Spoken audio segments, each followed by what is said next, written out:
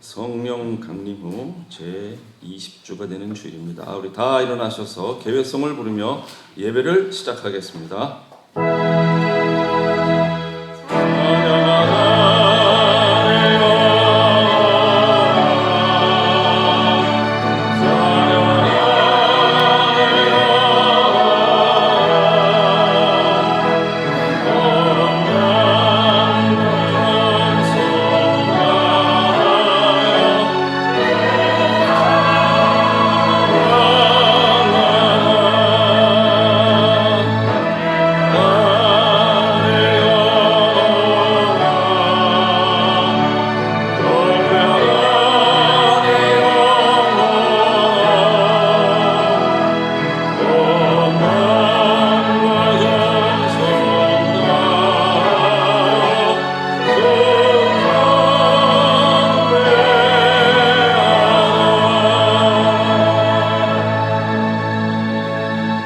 사도신경으로 신앙 고백을 하겠습니다.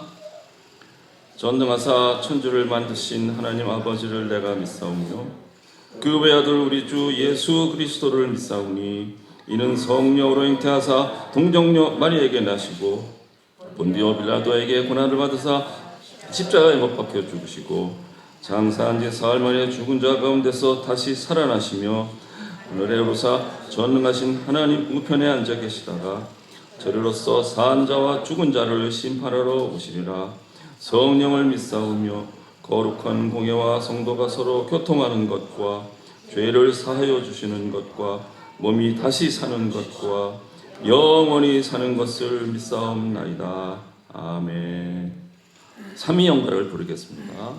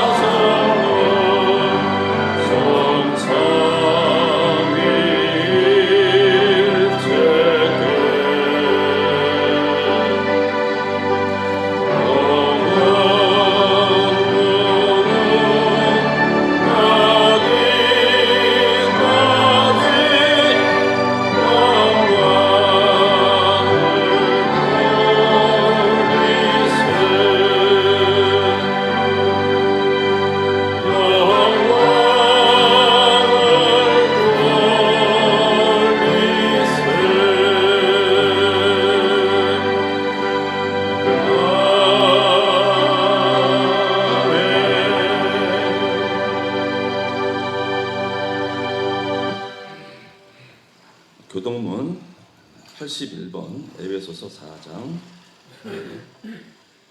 교독하도록 하겠습니다. 그러므로 주 안에서 갇힌 내가 너희를 권하노니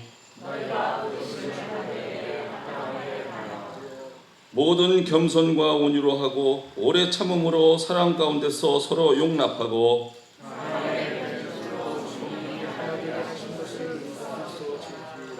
몸이 하나여 성령도 한 분이시니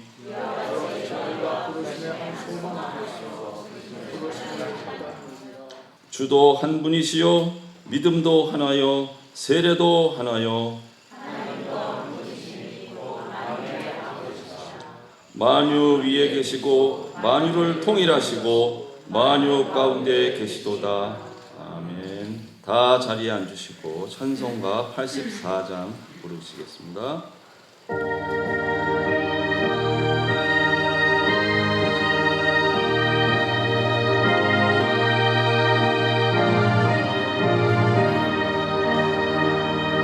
온 세상이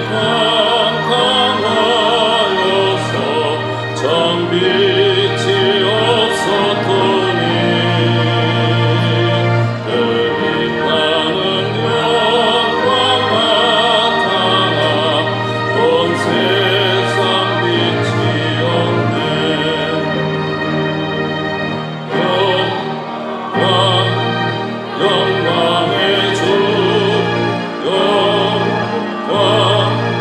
영광의 주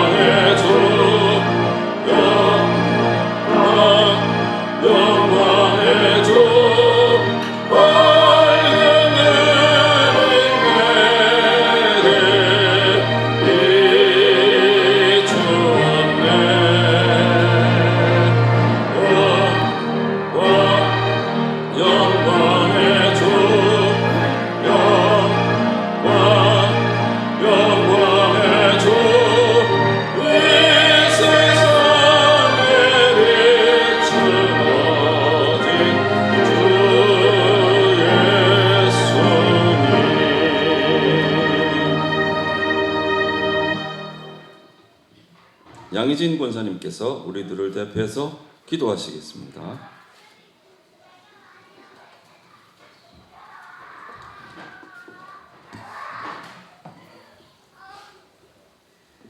전능하신 하나님 아버지, 복된 날을 허락하시고 이 시간 예배로 인도하여 주심에 감사드립니다.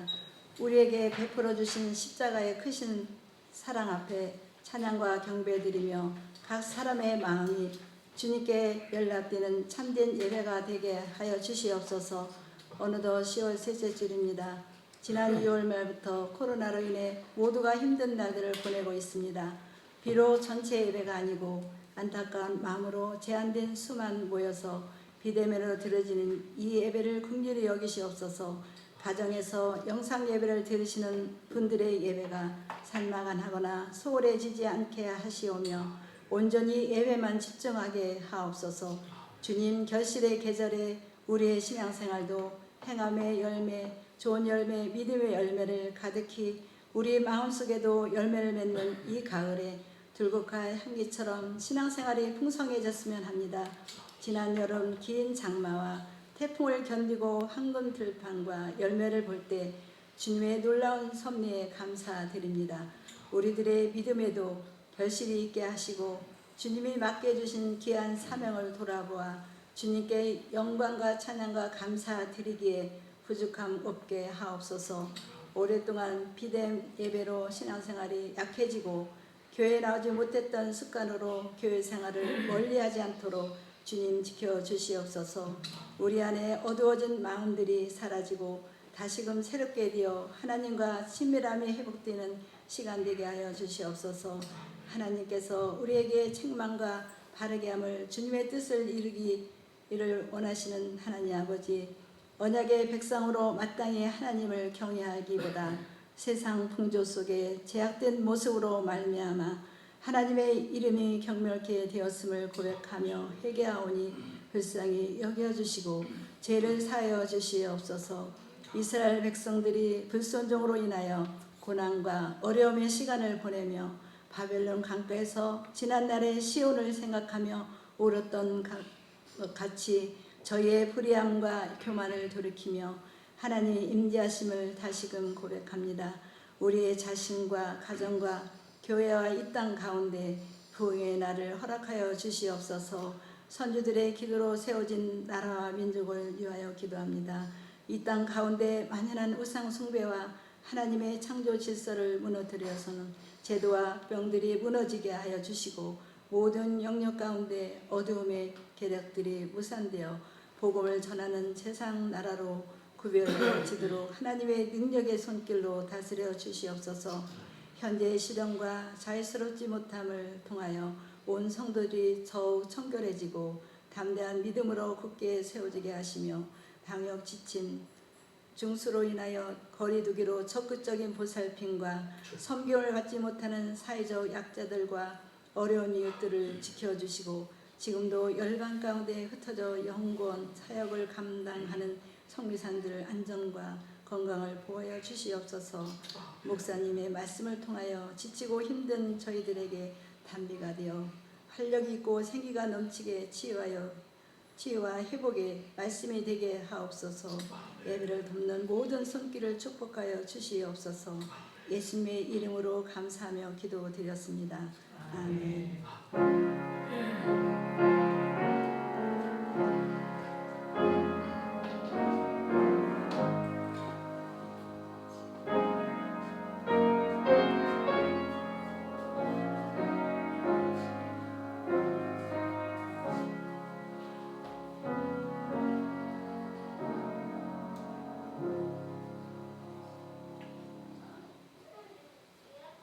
네, 성경 말씀 함께 봅니다. 빌립보서 3장 12절부터 14절까지의 말씀입니다. 합독하도록 하겠습니다. 내가 이미 얻었다 함도 아니요 온전히 이루었다 함도 아니라 오직 내가 그리스도 예수께 잡힌 바 된 그것을 잡으려고 달려가노라. 형제들아, 나는 아직 내가 잡은 줄로 여기지 아니하고 오직 한 일, 즉 뒤에 있는 것은 잊어버리고 앞에 있는 것을 잡으려고 둯대를 향하여 그리스도 예수 안에서 하나님이 위에서 부르신 부름의 상을 위하여 달려가노라. 아멘. 이재준 권사님의 화답성이 있겠습니다.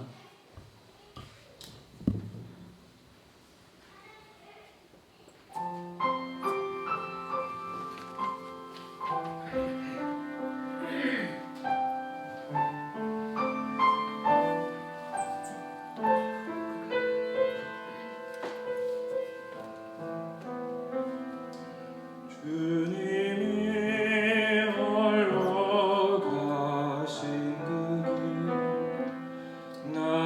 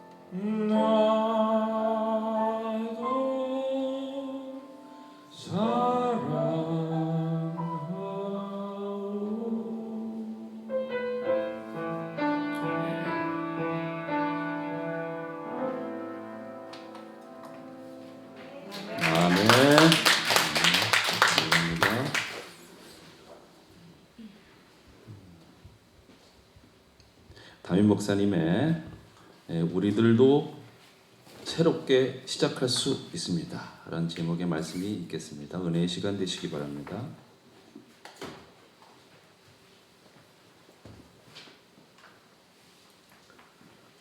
따라하시지요. 나는 행복합니다.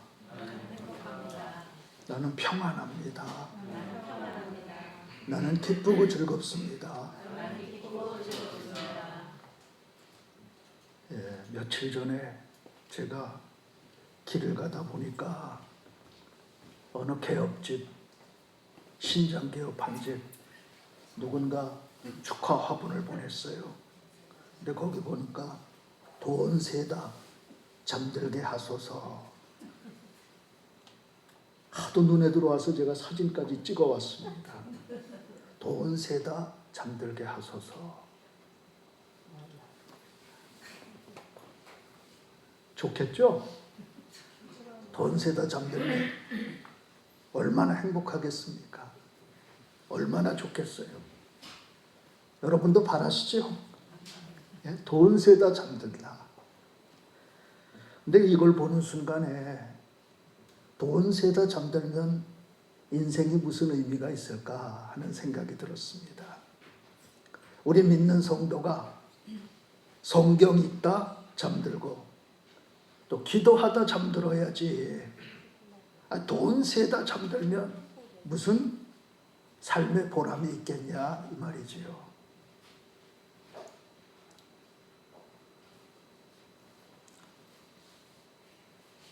오늘 아침에 급한 전화가 왔어요. 제 바로 아래 동생이 심정지가 와가지고 병원으로 갔는데 조금 전에 9시 55분에 사망 선고를 받았습니다. 저보다 2살 아래 동생인데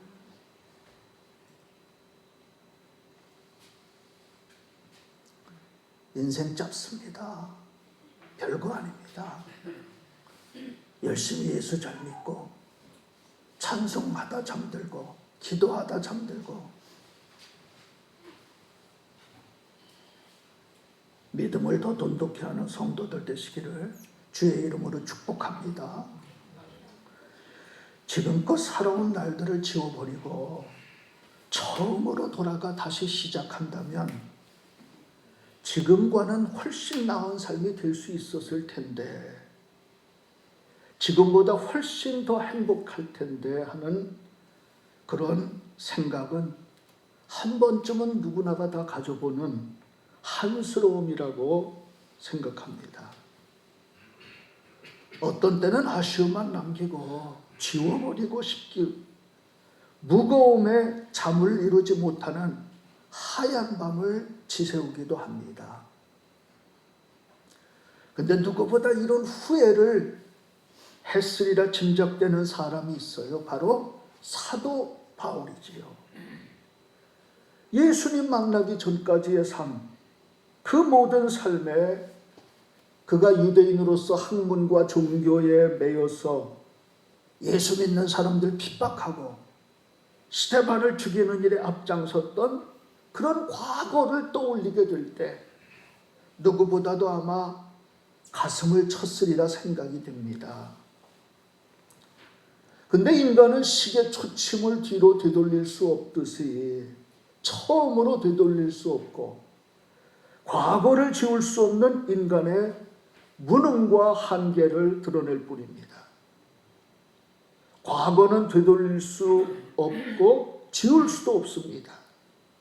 그러나 새로워질 수는 있습니다. 그러기에 사도 바울은 과거에 대한 회환을 예수 그리스도의 피로 씻어버리고서 새로운 피조물이 돼서 그 새로운 시작으로 본문 12절에 고백한 대로 고백을 했죠. 우리 같이 읽어보겠습니다. 내가 이미 얻었다 함도 아니요 온전히 이루었다 함도 아니라 오직 내가 그리스도 예수께 잡힌 바 된 그것을 잡으려고 달려가노라 그랬습니다. 오히라 미스유가, 그러니까 당신도 살아요라는 그런 자서전을 지난 2000년도에 출간을 했습니다. 그 출간되자 열흘 만에 20만 부가 넘게 팔려서 출판계에 큰 화제가 됐었죠. 이 저자는 잘 알려지지 않은 그런 여자 변호사인데 자기 과거 생활, 그 고통스러웠던 삶에서의 인생 승리에 대한 이야기를 전하고 있습니다. 과거에 학교 다닐 때 왕따를 당했다고 그래요. 중학교 3학년 때 일본에서는 그 이즈메라고 그러잖아요. 집단 괴롭힘을 당해서 할복 자살을 시도를 했습니다만 실패하고 맙니다. 그 소문이 나니까 창피해서 학교를 더 이상 다닐 수가 없어서 결국에 가출을 하고는 비행소녀가 되고 맙니다. 그러다가 야쿠자 두목을 만나가지고 16살 나이에 그 야쿠자 두목과 결혼을 해서 살게 되는데, 너무 나이가 어린 나이에 두목 부인이기 때문에 야쿠자 세계에서 인정을 받지를 못했습니다. 근데 6년 동안 살다가 22살에 그만 쫓겨나 버리고 맙니다. 그 후에 오사카의 술집을 전전하면서 호스티스 생활을 했습니다. 근데 한 번은 어디서 본 듯한 낯익은 손님이 있어서 자세히 보니까 자기 아버지 친구였습니다. 그 아버지 친구가 깜짝 놀라면서 그 친구의 딸을 보고 얘기를 합니다. 네가 왜 여기 이러고 있느냐? 앞으로 네 인생 잘못되면 그건 전적으로 네 책임이니까 정신 차리고 살라고 아버지 친구가 훈계를 하는데, 그 얘기를 듣고 정신이 번쩍 났습니다. 술집을 그만두고 처음에 중학교 중퇴 자격 가지고 직장을 가려고 해도 갈 수가 없어요. 자립을 하기 위해서 이를 악물고서 고생을 하면서 책을 읽고 택지 건물 취급 자격증을 취득을 합니다. 그 자격증을 가지고 취업을 해가지고 낮에는 직장을 다니고 밤에는 공부를 했습니다. 검정고시를 치르고 방송통신대학에 들어가고, 그리고 방통대학을 졸업하면서 사법시험에 응시를 하고, 공부를 시작한 지 6년 만에 28살에 사법고시에 합격하고 변호사 자격증을 따게 됩니다. 그리고 33살이 돼서 자신의 지나간 과거, 그 어두웠던 일들, 고통스러웠던 일들을 회상하면서 책으로 써낸 게 바로 그러니까 당신도 살아요 하는 그런 책입니다. 오히라 미스요는 말하기를 누구도 과거는 지울 수가 없다. 그러나 인생은 반드시 새로 시작할 수 있다고 했습니다. 이 책이 많은 사람들에게 감동을 불러일으켰습니다. 비록 아버지는 암으로 세상을 떠나셨지만 그는 아버지에게 진 빚을 생각해서 많은 사람들을 도와주며 살겠다고 그렇게 결심을 하고 변호사로 활동하고 있습니다. 우리는 어둠 속에서 결코 낙심해서는 안 됩니다. 비록 과거가 어둡고 죄악으로 얼룩졌다 할지라도 마음의 결심을 하고 미래를 바라보며 새 출발하면 누구든지 새로운 삶을 살아갈 수가 있습니다. 아버지에게 진 빚을 생각하면서도 새로워질 수 있는데, 하물며 하나님 앞에서 기도하면서 살아가는 성도가 새로워지지 못하겠습니까?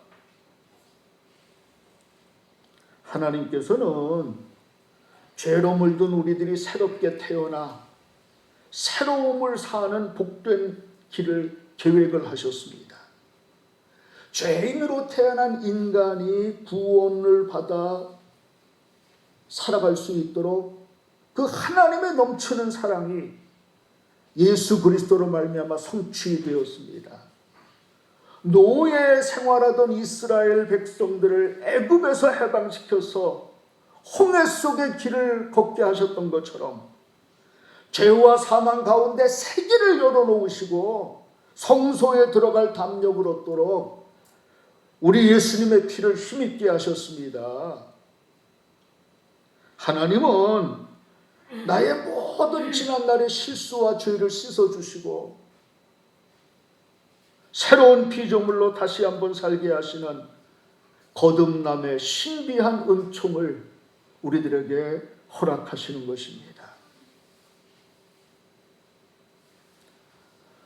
간음죄와 살인죄를 저질렀던 다윗도 지난날의 모든 죄악을 지워달라고 씻어달라고 눈물로 하나님 앞에 통회할 때 하나님께서는 긍휼과 용서로 새로운 삶을 허락하셔서 주님을 찬송하는 그런 위대한 생애를 살아갈 수 있게 바꿔놓으셨습니다. 핍박자고 죄인의 괴수 중의 괴수였던 사울을 우리 부활하신 예수님의 보혈로 씻어가지고 새로운 가치를 향한 그 생명을 불사르는 주님의 제자로 바꿔놓으셨습니다. 이방인의 사도로 살 수 있도록 뒤바꿔 놓으셨습니다. 도둑이었던 오네시모, 예수님을 영접하고는 전도자 바울을 돕는 동역자로 새로 인생을 살게 하셨죠. 어부였던 베드로도 물고기 잡는 어부가 아니라 사람을 낚는 어부로 바꿔놓으셨고, 재물 모으는 데만 혈안이 되어 있던 세리장 삭개오도 재물을 나눠주고 베푸는 자로 바꾸셨고, 억지로 예수님의 십자가를 지고 나섰던 그 구레네 시몬도 자원해서 자기 십자가와 주님이 남겨놓은 십자가를 지는 위대한 생애와 가문을 세우게 하셨습니다. 새로운 시작은 새로운 탄생이고 출발이며 앞으로 달려나가는 진보고 상승이고 진정한 삶의 승리라 할 수 있습니다. 우리 성도들은 새로운 삶에 대한 열정을 가져야 합니다. 영어에 보면은 이 패션이라고 하는 단어가 있잖아요.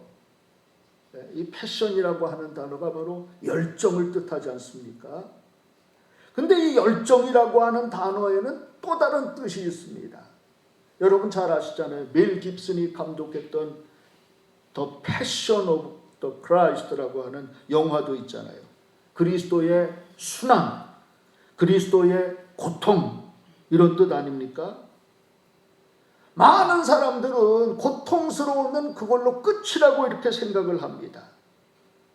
근데 고통이 다가올수록 잘 믿는 사람들은 열정의 사람으로 바뀐다는 사실이지요. 이게 믿는 사람들의 축복이라고 할 수가 있습니다. 아무리 어려워도 믿음으로 사는 사람들은 이 패션 때문에, 이 고통 때문에 나의 인생에 더 열정이 생겨나게 되는 거지요. 고통 때문에 나의 삶에 새롭게 시작하고 싶은 그런 뜨거운 열정을 갖게 되는 게 믿는 성도들의 복이라고 할 수가 있습니다. 우리 예수 믿는 사람들은 하나님의 섭리를 믿잖아요.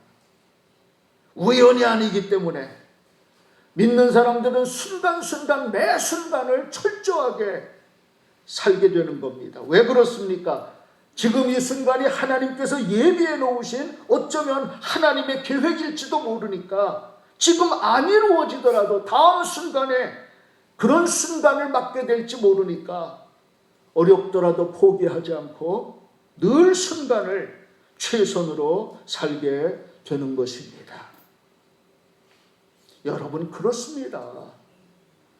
그렇기 때문에 지금 힘들더라도 포기하지 말아야 합니다. 절대 포기하지 말고 힘들더라도 견디어 낼 수 있어야 합니다. 포기라고 하는 건요, 배추 쓸 때나 필요한 거지 내가 쓸 수 있는 게 아닙니다.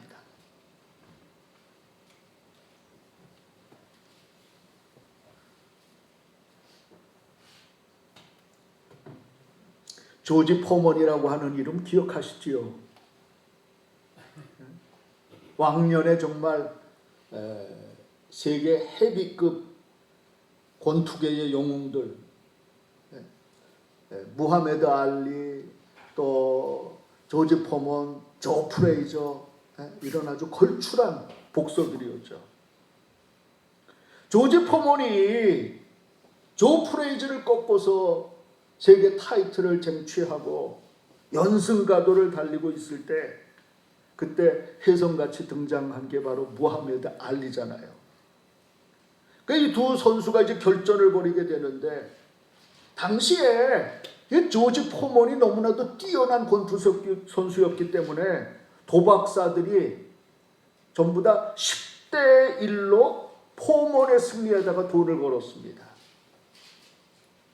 근데 시합이 시작됐는데 아니나 다를까 이 조지 포먼의 무지막지한 공격으로 이제 경기가 포먼의 우세로 계속 이어지게 됩니다.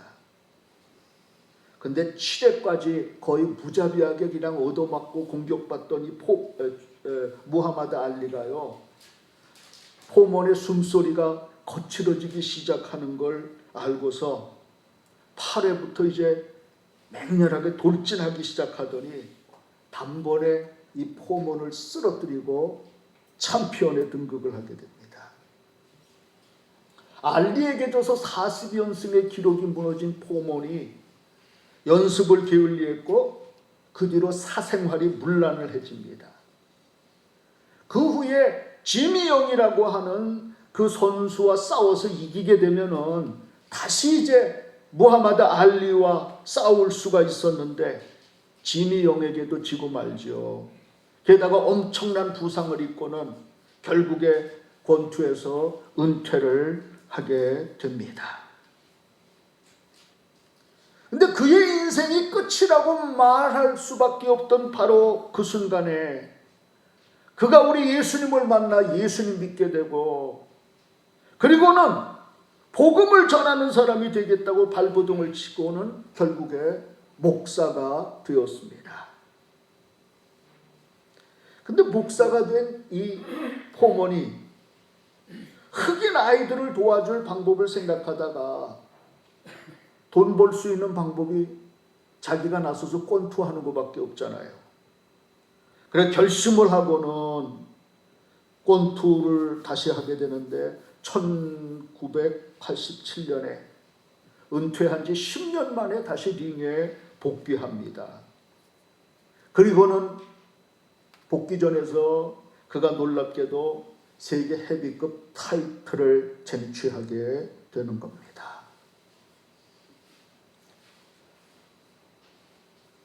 46살의 나이에 이 뚱땡이 포먼이, 그동안 살이 쪄서 아주 뚱땡이가 된 이 포먼이 권투로 돈을 벌어가지고 그 어려운 흑인 아이들을 도와주는 일을 하게 되었던 거지요. 여러분, 우리들도 실패할 수가 있습니다. 그렇지만 끝이라고 생각해서는 안 됩니다. 그때가 우리 인생을 뒤바꾸시는 하나님의 필연의 순간일 수도 있기 때문이지요. 왜 그렇습니까? 그 순간은 하나님께서 나를 통해 하나님의 놀라운 일을 일으킬 수가 있으니까. 그러니까 약속 가운데 사는 사람은, 믿음으로 사는 사람은 어느 순간이든 최선을 다해서 살게 되는 것입니다. 많은 사람들이 힘들면 다 포기하려고 해요. 사업을 하다가 조금 힘들면 내려놓으려고 합니다. 결혼해서 가정생활 하다가도 조금 힘들면 더 이상 희망 없다 생각하고 갈라서고 가정도 포기를 합니다. 교회를 섬겨 주의 일을 하다가도 조금만 어려움을 만나면 원망하고 불평하고 포기하려고 합니다. 그런데 약속을 받은 사람은 절대 그렇지 않습니다. 여러분, 지금은 어느 가정이나 다 소유가 일반화되어 있는 게 자동차인데, 이 세계 자동차 발전사에 가장 큰 영향을 준 인물을 손꼽으라면 뭐 두말할 것도 없이 헨리 포드를 갖다가 거명하겠지요. 미국의 디트로이트에 가면은 헨리 포드 뮤지엄이 있는데, 이 자동차 박물관이라고 할 수 있는 그런 헨리 포드 기념관이 있습니다. 근데 그곳에 가보면요, 헨리 포드는 드리머였고 그의 아내 클라라는 빌리버였다라는 그런 글귀가 있는 걸 볼 수가 있습니다.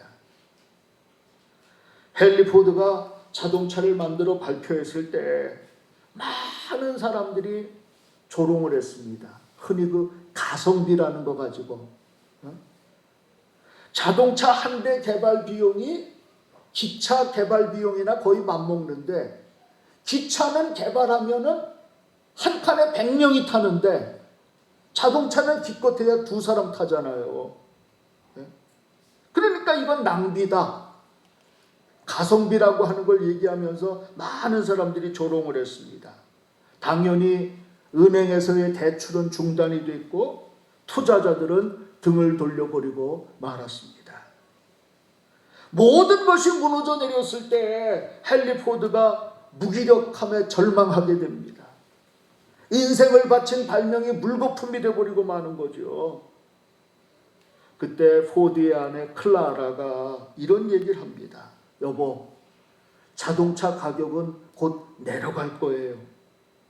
당신에게는 꿈을 현실로 만들 수 있는 능력이 있잖아요. 그를 격려하고 믿어줍니다. 의심 하나 없는 그 아내의 말에 힘을 얻은 이 포드가 다시금 힘을 얻어서 어떻게 하면 가격을 낮출 수가 있을까 연구를 하게 되는 거죠. 마침내 1913년 헨리 포드가 자동차 공장에서의 컨베이어 벨트를 틀은, 이 컨베이어 벨트를 통한 조립 라인 방식을 최초로 도입을 하게 됩니다. 조립 생산의 효율성을 통해서 조립 시간을 갖다가 획기적으로 낮추게 되는데, 기존에 자동차 한 대 조립하는데 12시간 30분 소요되던 그 시간을 2시간 30분까지 단축을 하게 되고 자동차 산업은 대량 생산의 시대를 맞게 되는 거지요. 그러고 나니까 당시에는 적지 않은 돈이었던 그 자동차 한 대값 $850였던 자동차가 $250까지 조정이 되고, 부유층의 전유물이었던 이 자동차를 누구나가 탈 수 있는 대중화를 시키는데 성공을 하게 됩니다. 평범한 가정도 자동차를 가질 수 있도록 그렇게 대중화에 성공을 하게 되는 거지요. 우리들은 헨리 포드 부부처럼 드리머가 되고 빌리버가 되어야 합니다. 세상살이가 너무 힘들고 어려울 때, 다시 일어날 힘이 없을 때 어떻게 풀 수 있습니까? 우리는 믿어야지요. 바다를 갈라내시고 그 물을 벽을 삼아서 그 백성들을 갖다가 이끌어내신 하나님을 믿어야지요. 낼 수 없는 길을 만들어내신 하나님을 믿어야지요. 우리의 과거는 바꿀 수가 없지만, 그러나 우리의 미래는 바꿔갈 수가 있는 겁니다.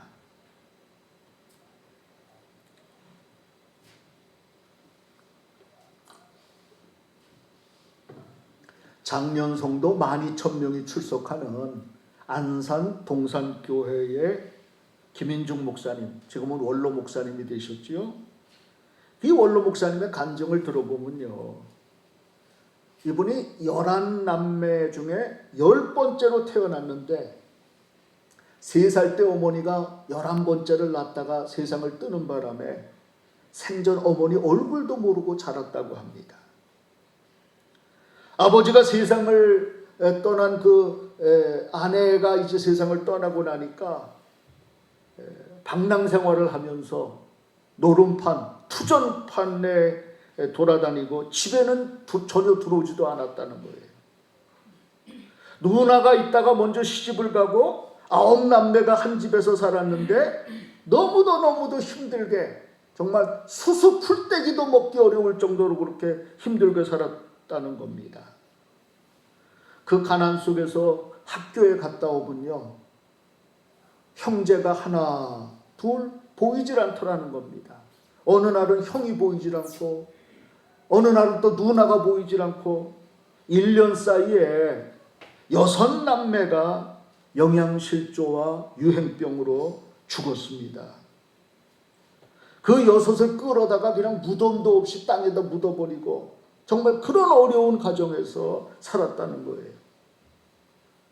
그 후에 아버지가 어떤 여자를 만나 재혼을 했는데 작은 월세방에 낯선 새어머니를 모시고서 이제 생활을 하게 되는데 집에는 들어가고 싶지 않으니까 밖에서 떠도는 그런 생활을 하게 됩니다. 그러다가 국민학교 4학년 때 상호라고 하는 그 친구 아이가 교회로 인도해가지고 구경을 갔는데 들락날락거리면서 설교 말씀을 귀로 듣는데 믿어지지가 않더라는 겁니다. 어떻게 저렇게 유창하게 거짓말을 할 수 있나? 저 손 굴하고 뻥이다. 그런 생각만 들더라는 겁니다. 그러니까 교회는 들락날락거리면서도 의심과 갈등 속에서 생활했습니다. 중학생 때는 중등부 총무까지 맡았고 고등학교 1학년부터 주일학교 교사하고 성가대원을 하면서도 예배 끝나고 바깥에 나가면 골목에서 담배 피우고 이중적인 생활을 하면서 하나님이 계시다는 걸 믿을 수도 없고 그렇다고 안 계시다고 근거도 될 수 없는 답답한 생활을 했다고 합니다.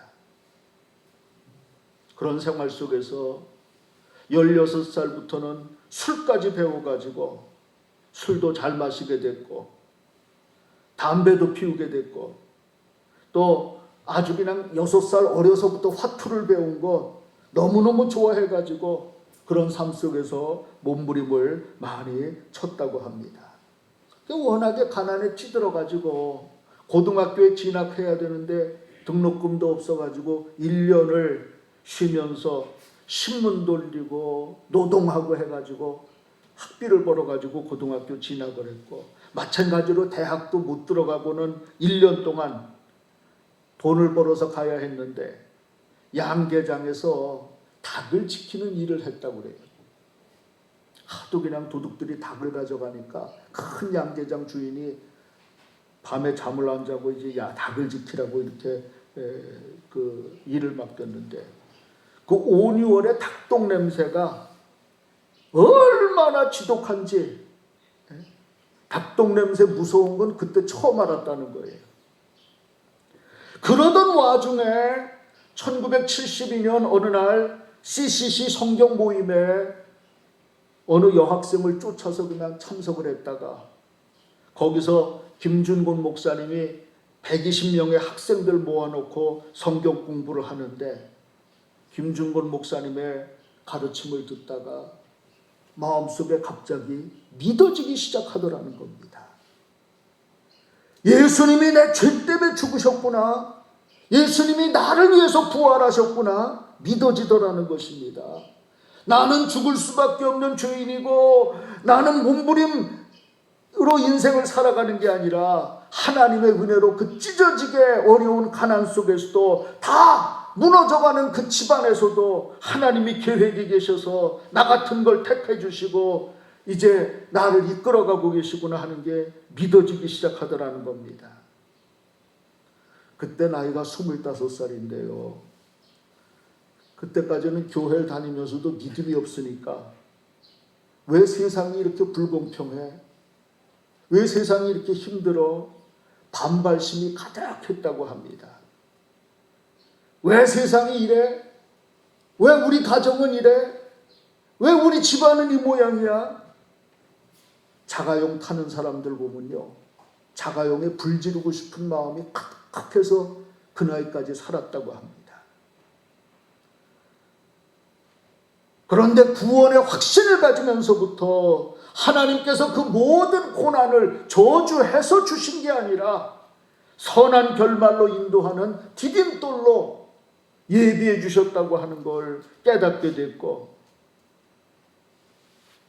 CCC 모임 이후에는 평생 처음으로 성경책을 붙들고 성경을 읽기 시작했답니다. 한 달 반 만에 성경 한 권을 통독을 하게 됐고, 암송해가면서 성경을 갖다가 읽게 됐는데, 결국에는 주님의 부르심에 응답해서 목사가 되었다는 그런 간증이었습니다. 아무도 믿지 않는 다 망한 집안에서 누나는 40여 년 저 충청도 온양골에 보살 노릇하고, 큰형은 2번이나 이혼한 인생 파탄, 가정 파탄, 낙오자인데, 둘째 형은 수석과 형세인데 술주정뱅이로 아무것도 내놓을 것 없는 그런 집안인데, 막둥이 하나가 예수 믿고 은혜를 받았다는 것입니다. 그러면서 이 김인중 목사님은 자기와 같이 썩어 빠진 인생도 이만큼 변화시켜 쓰시는 하나님이신데, 여러분도 새 일을 나타내는 도구로 쓰임받게 하시는 그 대상으로 하나님이 택하신 줄 믿으라고 그렇게 얘기를 하셨습니다. 사랑하는 성도 여러분, 여러분 중에 누구도 예외일 수 없습니다. 우리는 늘 새롭게 하시는 하나님의 은총을 믿으며 살아가야 합니다. 여러분도 주님과 함께 새로 시작할 수가 있다고 하는 것, 우리가 지금보다도 더 새로워지기를 목말라 하게 될 때 성령님이 큰 은혜로 도와주실 것입니다. 새롭게 시작한다는 것이 은혜요 행복임을 알고서 인생의 새 출발을 선언하고 힘있게 살아가는 우리 반석의 귀한 성도들이 되시기를 예수님의 이름으로 축원합니다. 축원합니다. 찬양하겠습니다.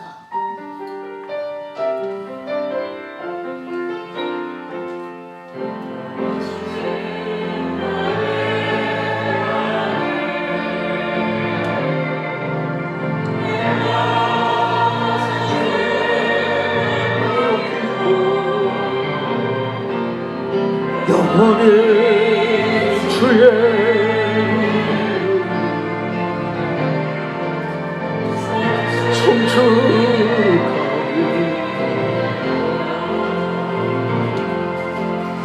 왕이신 나의 하나님,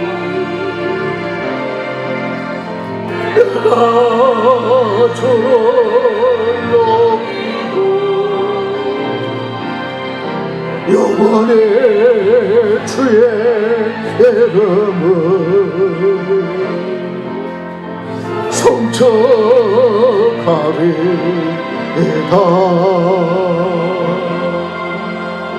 왕이신 나의 하나님, 내가 주를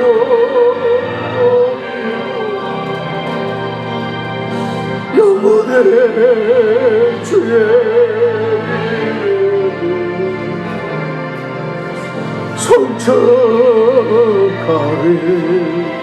성적하리이다. 왕이신 나의 하나님, 내가 주를 높이고 영원히 주의 이름 성축하리.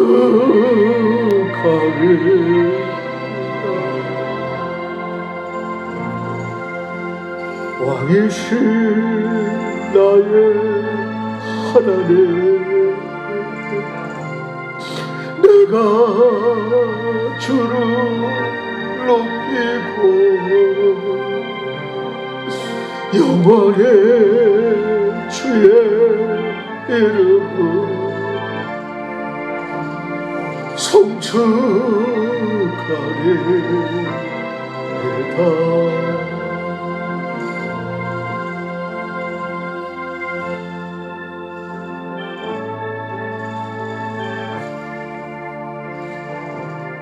하나님을 송축하는 생애로 새 출발할 수 있도록 도와주옵소서. 도와주옵소서. 예수님 이름으로 기도 올립니다.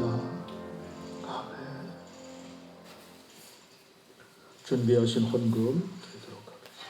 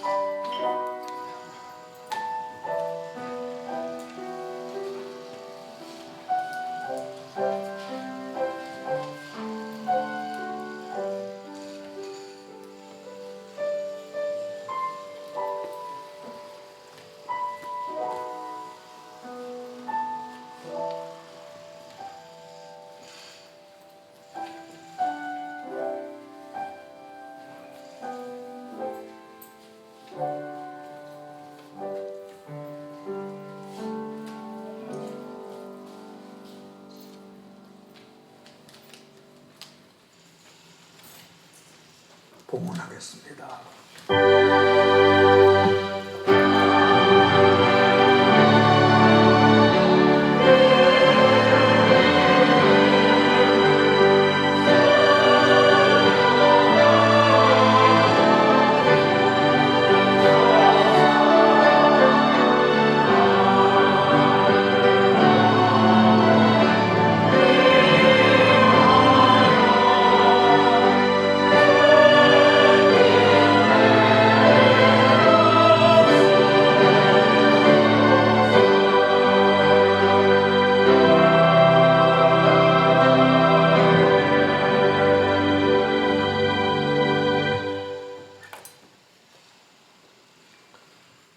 은혜로우신 하나님, 오늘도 하나님의 불러주심에 감사해서 예배드리며 하나님께 예물을 기쁘게 드립니다. 연락하여 주시옵소서. 한 사람 한 사람 하늘의 복으로 살아갈 수 있도록 은총 내려 주시옵소서. 살아가는 동안 필요한 재물도 허락해 주시고 건강도 허락해 주시고 삶의 평강의 복을 주시옵소서. 도와주시는 하나님의 손길로 가정에 새로운 빛이 비추게 하시고 저들의 수고가 결코 헛되지 않도록 지켜 주시옵소서. 병상에 있는 성도들 주님 돌보아 주시옵소서. 연약한 인생 주님의 손으로 지켜 주시옵소서. 예수님의 이름으로 축복하며 기도 올립니다. 아멘.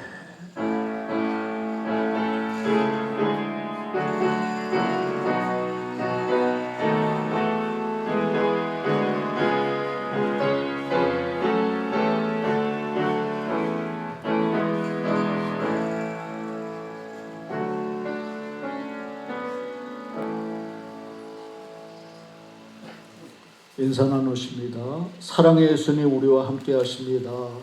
사랑의 예수님 우리와 함께 하십니다. 사랑의 예수님 우리와 함께 하십니다.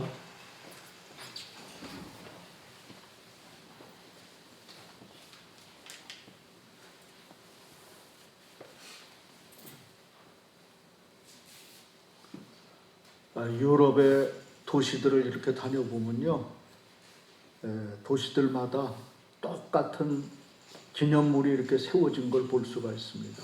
그게 뭐냐 하면 흑사병, 패스트 물리친 걸 기념해서 도시들마다 다 기념 조형물들을 다 이렇게 세워놨어요. 여러분 아시는 것처럼 13세기에서 14세기 패스트가 창궐해가지고 당시 유럽 인구의 3분의 1이 죽었다고 합니다.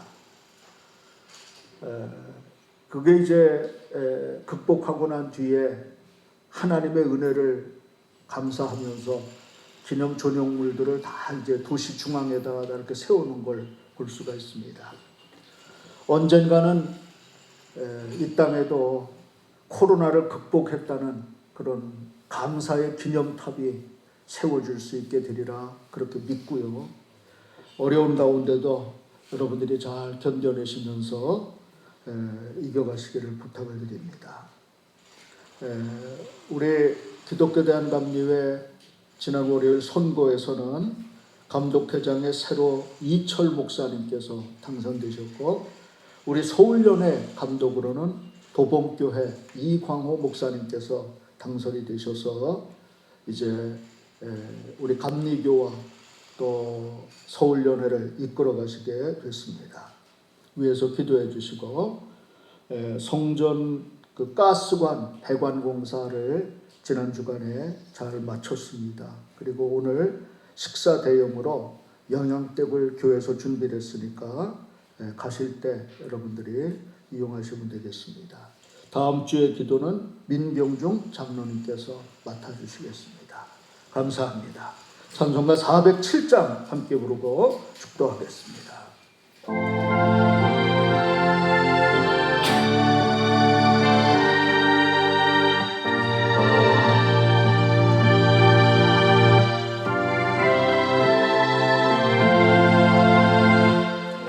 그저와 함께 나 적었으니 그저와 함께 나 살았도다. 영광의 그날에 이르도록 언제나 주만 바라봅니다. 언제나 주는 날 사랑하사 언제나 새 생명 주시나니 영광의 그날에 이르도록 언제나 주만 바라봅니다. 방손의 시험을 받을 때와 무거운 근심이 있을 때에 주께서 그때도 같이하사 언제나 나를 도와주시네. 언제나 주는 날 사랑하사 언제나 새 생명 주시나니 영광의 그날에 이르도록 언제나 주만 바라봅니다. 아픈 눈물을 흘릴 때와 쓰라린 마음으로 탄식할 때 같이하사 언제나 나를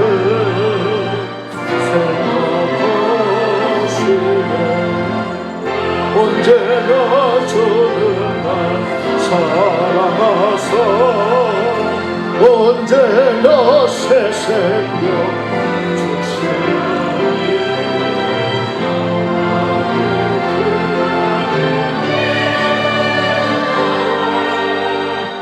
언제나 주나 바라봅니다.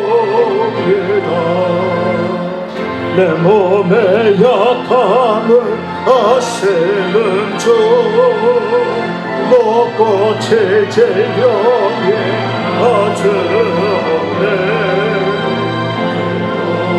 나게나 기쁜 때나 언제나 나와 함께 계시네 언제나 주는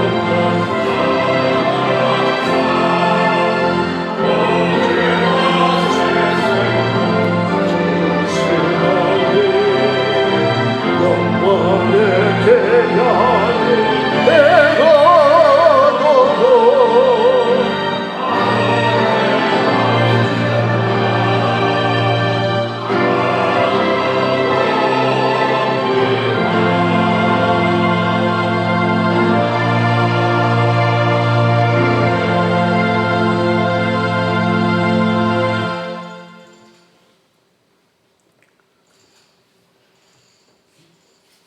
이제는 우리들을 사망의 세력에서 건져주신 우리 구주 예수 그리스도의 보혈의 은혜와 하나님 아버지의 크시군 놀라운 사랑하심과 성령님의 교통하시며 이끌어주시며 지켜주시는 은혜가 이제로부터 영원토록 함께 하시옵기를 간절히 축원하옵나이다. 아멘.